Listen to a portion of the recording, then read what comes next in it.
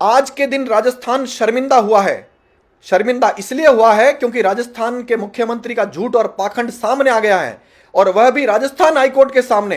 Rajasthan high court के सामने यह आ गया है कि राजस्थान के मुख्यमंत्री एफआईआर दर्ज किए बिना अपने विरोधियों को गिरफ्तार करना चाहते हैं और बदनाम करना चाहते हैं। मुख्यमंत्री यानी किसी भी राज्य का मुख्यमंत्री होना एक सम्मान की बात है। शर्म आनी चाहिए राजस्थान के मुख्यमंत्री को, जो जनता के सामने झूठ बोलते हैं और जनता को बरगलाना चाहते हैं। राजस्थान के मुख्यमंत्री ने एक प्रेस कॉन्फ्रेंस करके केंद्रीय मंत्री गजेंद्र सिंह शेखावत के संबंध में और उनके पिताजी के संबंध में और उनकी दिवंगत माताजी के संबंध में एक्यूज बताकर, आरोपी बताकर उनको बदनाम करने की कोशिश की, उनको एक घोटाले से जोड़ने की कोशिश की।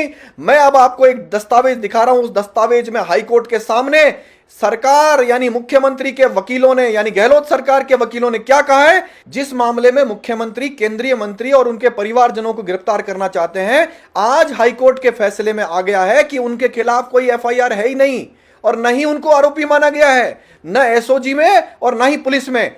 राजस्थान हाईकोर्ट के फैसले में स्पष्ट रूप से हाईकोर्ट जज के आदेशों में लिखा है, the state of Rajasthan submitted that presently the petitioner is not an accused in any of the FIRs registered by the SOG.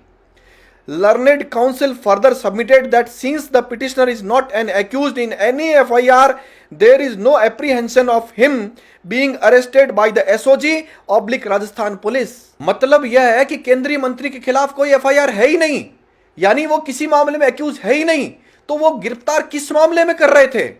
कभी तो मुख्यमंत्री कहते हैं कि अगर वो निर्दोष है तो हाईकोर्ट क्यों नहीं जाते, अपनी गिरफ्तारी क्यों नहीं देते, और कभी वो कहते हैं कि हाईकोर्ट क्यों चले गए। संजीवनी मामले की जो बात कर रहे हैं, संजीवनी मामले से कई गुना बड़ा घोटाला आदर्श घोटाला है।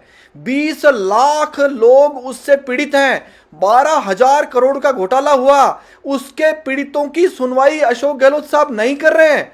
और कहीं ना कहीं संजीवनी के नाम पर, जिसमें जनता को पता चल चुका है कि गजेंद्र सिंह शेखावत का कोई लेना देना है ही नहीं, उस मामले को आगे बढ़ाकर असली जो खिलाड़ी हैं, असली जो आरोपी हैं, असली जो गबन करता, घोटाला करता है, उनको बचाने का काम चल रहा है। आप क्यों नहीं पकड़ते उन घोटालेबाजों को जो संजीवनी से बड़ी बड़ी कई सोसाइटियों ने जनता का खून चूस लिया है और मेहनत की कमाई को खा गए हैं, उनके खिलाफ कार्रवाई क्यों नहीं कर रहे हैं। आप अपनी राजनीतिक रंजिश को निकालने के लिए अपनी शक्ति का, सत्ता का, पुलिस का दुरुपयोग क्यों कर रहे हैं।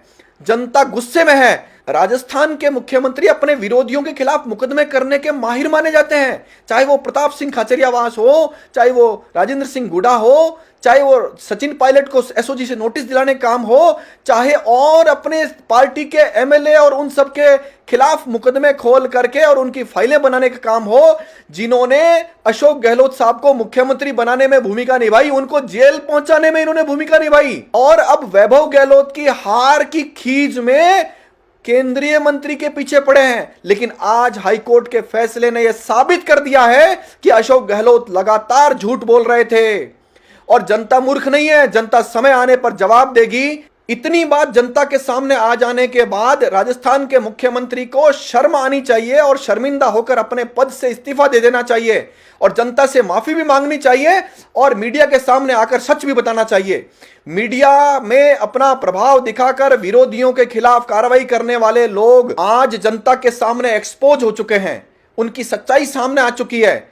मीडिया में भी कई अच्छे लोग हैं, लेकिन उनकी सुनवाई कहीं नहीं हो रही है, उनकी खबरें कहीं नहीं छपती है। जो खबरें मुख्यमंत्री जी चाहते हैं वही खबरें छपने का चलन शुरू हो चुका है, जो बहुत ही खतरनाक है। सीबीआई और ईडी के दुरुपयोग की बात कहकर मुख्यमंत्री खुद को बचाना चाहते हैं, क्योंकि इनके संपर्कों वाले घोटालेबाजों पर लोगों की नजर नहीं जाए, इसलिए।